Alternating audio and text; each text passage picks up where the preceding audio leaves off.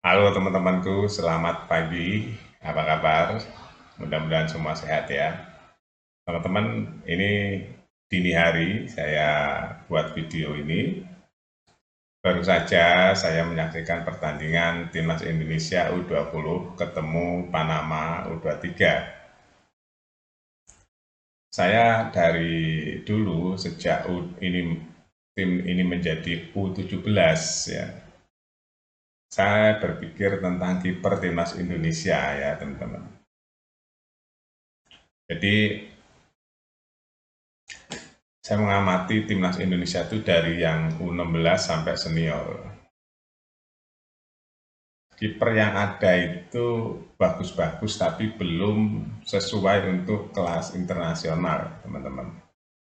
Kipernya. Kita tuh terlalu gampang untuk dibobol ya.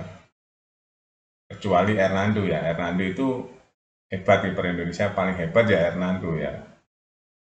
Tapi kiper-kiper yang lain tuh terlalu gampang untuk dibobol jika ada eh, tendangan-tendangan yang sifatnya random ya teman-teman. Saya menyoroti timnas U20 kali ini kan kipernya ada yang dari U16 kemarin timnas Indonesia juga ya. Itu pun sama, kipernya terlalu gampang untuk dibobol. Begitu ada tendangan masuk seperti apa ya?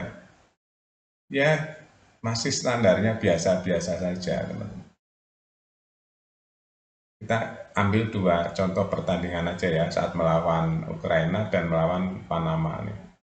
Sebenarnya kalau kita lihat permainan Panama juga nggak bagus-bagus banget teman-teman. Nggak bagus-bagus banget.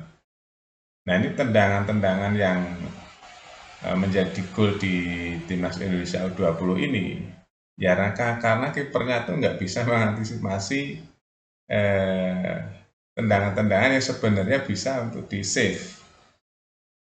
Ya maksudnya latihannya mungkin perlu ditingkatkan lagi ya, perlu ditingkatkan lagi seperti latihan yang strict seperti dilatihkan ke Hernando Ari ya.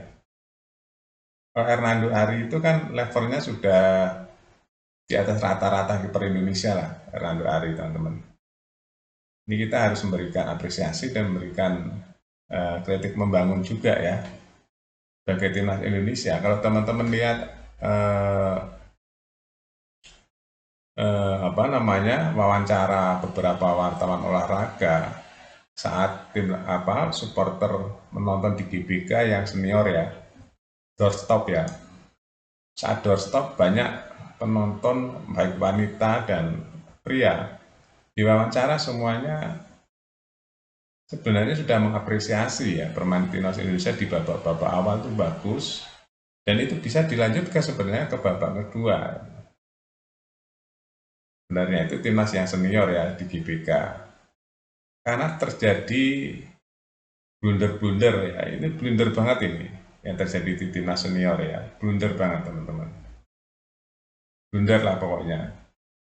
Nah, hal-hal yang nggak perlu dilakukan, kesalahan yang nggak perlu sebenarnya, sehingga ini terjadi beberapa kali di timnas Indonesia. Makanya Erick Thohir kan sebenarnya marah sebenarnya, tapi karena dia masih ada satu peluang, Erick Thohir memberikan semangat, nggak boleh drop, nggak boleh. Karena tim Filipina sekarang bukan tim yang ecek-ecek, bukan tim yang biasa-biasa saja, pemainnya juga sudah banyak naturalisasi teman-teman.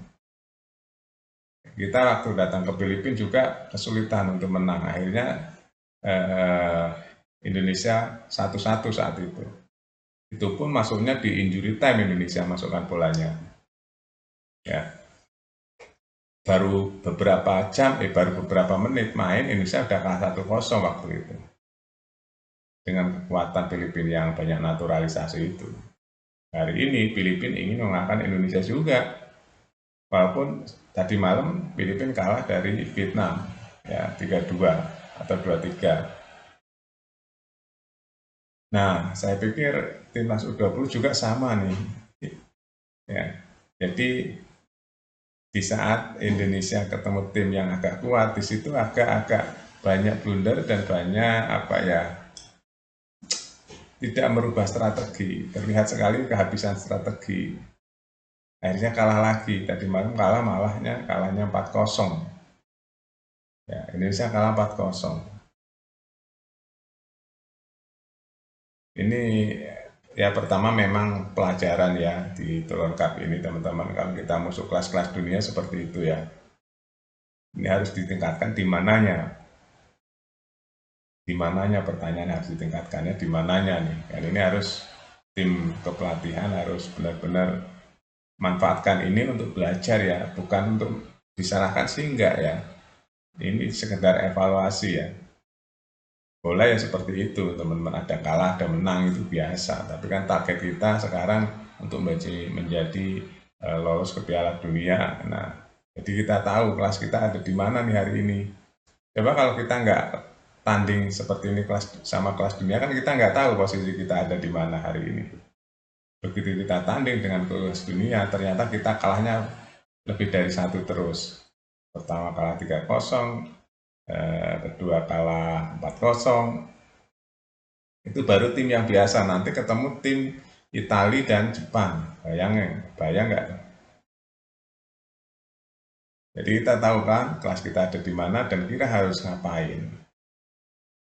Apa yang harus dilakukan. Nah, ini pentingnya pelatih. Pentingnya pelatih yang berpengalaman untuk membuat tim menjadi kuat itu seperti apa. Ini pentingnya pelatih itu di sini. Ini kelihatan sekali ya hasil karya seorang pelatih. Hasil karya seorang pelatih itu di sini nih kelihatannya teman-teman ya, terlihat. Nah, jadi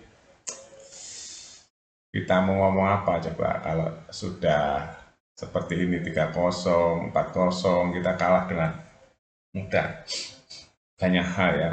Kalau sepintas dari pengamatan saya dari bertahun-tahun tentang timnas Indonesia, jangan lakukan kesalahan yang sifatnya blunder di belakang. Yang pertama, yang kedua, perbaiki kiper. Dari dulu saya bilang perbaiki kipernya, sehingga mau bola yang mengarah ke kiper nggak mudah untuk masuk.